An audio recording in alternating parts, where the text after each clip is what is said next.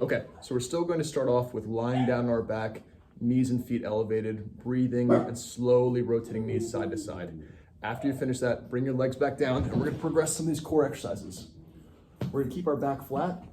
We're gonna try to straighten out our knees a bit and then lift one knee towards chest at a time. So last week we had a really bent knee. This week we're trying to straighten out our knee a little more. So it's a longer lever arm and a little bit more challenging for our core muscles and our hip muscles. Straighten out that knee as far as you feel comfortable while your back remains flat. There's no pain in your lower back. The next exercise we're gonna do is we'll bring the knees a little closer to us and we're gonna try to kick that leg out in front of us as far as we can, as straight and as low as we can go without arching our lower back. We'll try to do 10 of these on each side. Next thing we're gonna do is we're gonna work on lying on our side. So we're gonna lie on our side and we're gonna work on our side leg raise where we lift our leg up and then back down. So my knee is slightly bent for this exercise. I'm gonna lift my leg up and then back down. If that becomes easy, I'm going to lift that slightly bent knee up and then try to drive it back behind me. I'm only bringing my leg back as far as I feel comfortable where there's no pain in my lower back and my lower back is not arching. So I'm gonna lift up and then bring it back behind me. Good.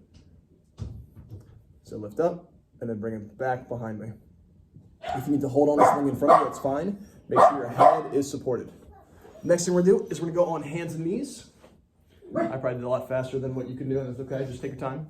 Stay on hands and knees, abs drawn in, keep your back flat, and reach your opposite arm and your opposite leg out in front of you. So arm in front of you, leg behind you, excuse me. So we're trying not to hyperextend or rotate the lower back. We're holding this position and then coming back in. The goal isn't to lift the leg up, the goal is to lift the leg straight back behind you. We're gonna do about 8 times on each side if you can. From there, we're gonna stand up, we're gonna hold on to something in front of you, and we're slowly gonna tap our leg in front of us, to the side of us, and behind us. I'm slightly bent over at the waist, my hips are back. So I'm pushing my hips back, I'm holding on to this thing in front of me, I'm tapping in front of me, to the side of me, and behind me. As I start feeling more comfortable with that, I'm gonna try to do it without holding on. And there's my dog Henry. Good, so I'll try to do this about 5 times with each leg, and then we're gonna progress this to actually stepping forward, back to center, Can you let Wendy up here? stepping to the side, back together, and then step behind me, back together.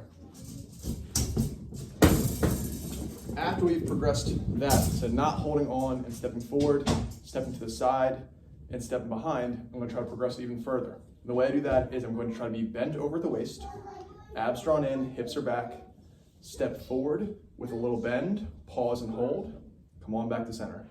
Step to the side, bend and hold, come on back to center. And then step behind me, bend, hold, come back to center. The goal here is to try to work on stabilizing your hip, knee, and ankle while we're bending here.